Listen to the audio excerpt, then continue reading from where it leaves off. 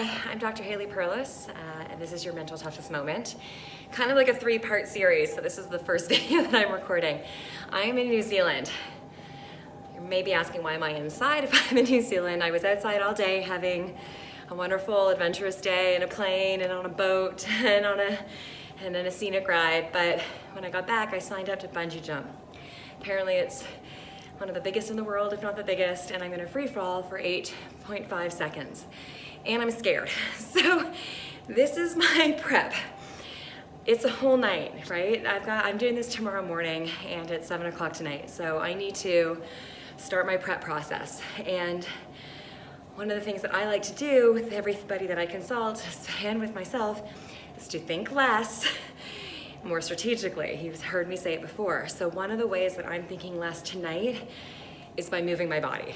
Just to still my mind, sometimes you need to move your body. So I'm on the bike for a little bit. I'm just gonna kind of vent out some emotions, get some, movement in my body, kind of just clear my head. Then tomorrow morning is when I'm gonna go and do this bungee jumping. So part one, when you have something that you're nervous about, that you're anticipating, that you have some time before you actually go and do it, sometimes you just actually want to think less. And how you do that? Sometimes move the body. So I'm going to stress my body and kind of cover my brain right now, recover my mind and my emotions. Okay, stay tuned for part two. Good morning for me anyways, and this is part two.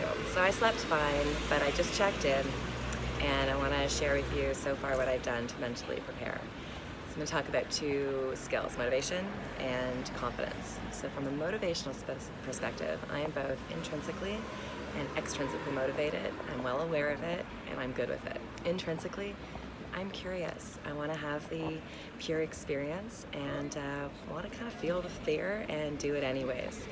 From an extrinsic perspective, I think I have a reputation to protect. I did reach out to two athletes that I've been working with for years who've spent a lot of time in New Zealand, in Queenstown, and they told me that this is a must for me. And it kind of tells me that they think that I am someone who would do these types of things. And I kind of like that other people feel that way, if I'm completely honest. And so, I wanna leave New Zealand knowing that I bungee jumped. So there's that extrinsic motivation too, both intrinsic and extrinsic. Confidence. This is two ways that I've developed confidence so far. First, vicarious experience, which is basically thinking to myself, if other people can do it, if he or she can do it, so can I. So I started asking around.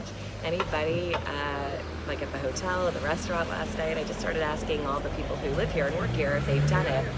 And 100%, no, I lied, everyone but one person said that they've done it, and the one person that hasn't done it said that they can't wait to do it. So if they can do it, so can I. And when I checked in, there's a huge group. It's a big group, even though I'm alone, there's a big group that I'm with. If they're willing to do it, I can do it too. So vicarious experience. The second part of how I developed confidence, a bit of concentration too, is I did some research. So I went online and I looked at the video of people doing it. So I went to the website and I saw exactly what I'm expected to do. And, there's a gondola involved. Ropes can be dangling by my feet. On the second, bounce, I have to pull something on my leg to bring my head back up.